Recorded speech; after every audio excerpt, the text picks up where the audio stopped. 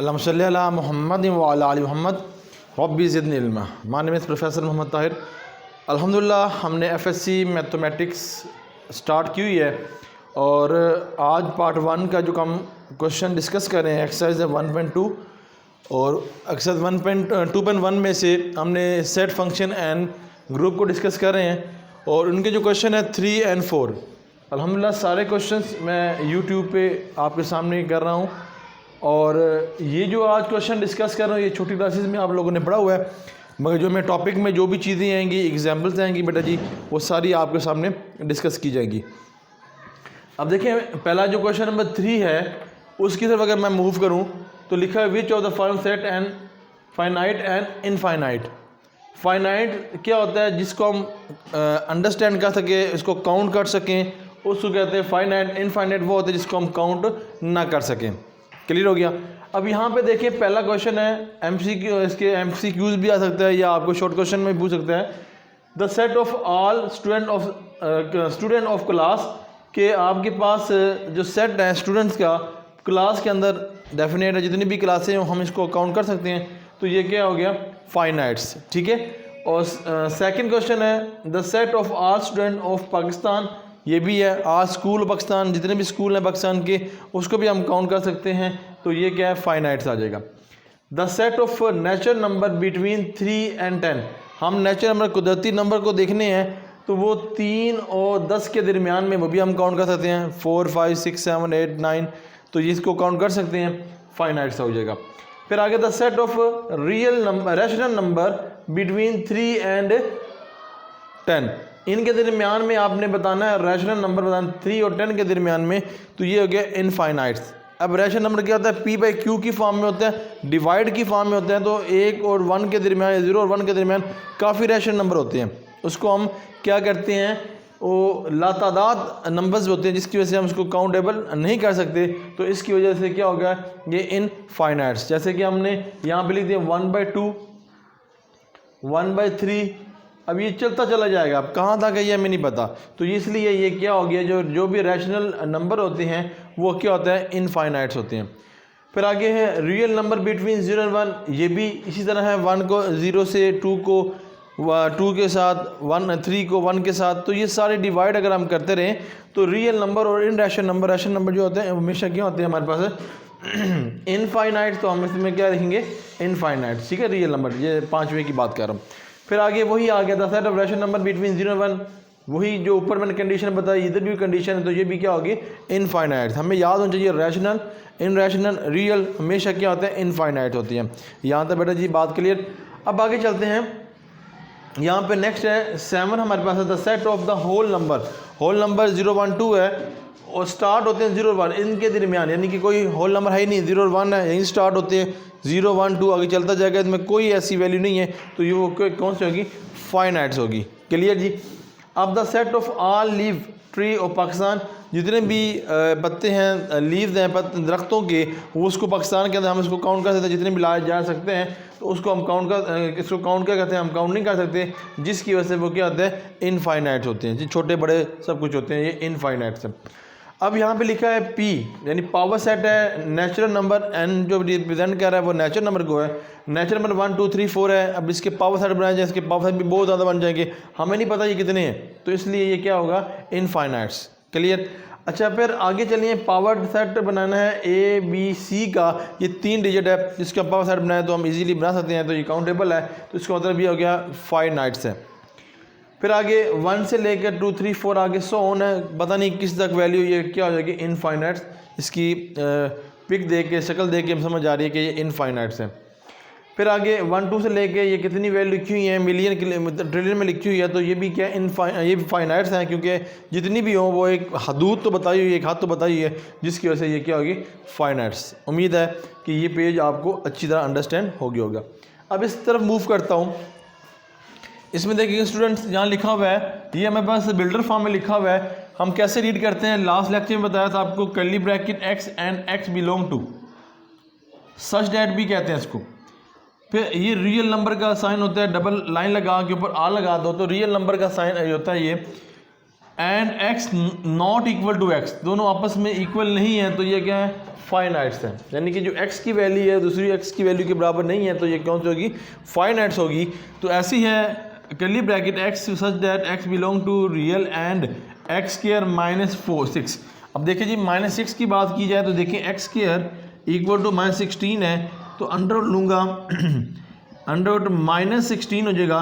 इसको सिंप्लीफाई करूँगा तो x इक्वल टू 4, 16 का स्क्वायर किया तो 4, यहाँ पे -1 हो तो -1 किसके बराबर, अयोटे के बराबर, ठीक है, अयोटा स्क्वायर, या फिर कटिंग होके ये क्या बन जाएगा, अयोटा बन जाएगा, ठीक है। -1 है, उसकी वैल्यू क्या होती है, अयोटा स्क्वायर, वो अयोटा स्क्वायर से अयोटा कट गया अंडर रूट से तो खाली क्या आ गया, अयोटा। अब हमारे पास ये हो गया रियल और कॉम्प्लेक्स नंबर, ठीक है। जो हमारे पास रियल और इमेजिनरी नंबर होते हैं वो हमारे पास क्या होते हैं, कॉम्प्लेक्स नंबर होते हैं। तो ये भी हमारे पास क्या होते हैं, फाइनाइट्स। क्लियर हो गया। या अगर रियल है तो इमेजिनरी नहीं होगा, इमेजिनरी है तो रियल नहीं होगा। इमेजिनरी में ये होता है जहाँ जिसके साथ अयोटा लगा हुआ इमेजिनरी है, जिसके साथ अयोटा लगा हुआ होता है रियल नंबर। क्लियर हो गया।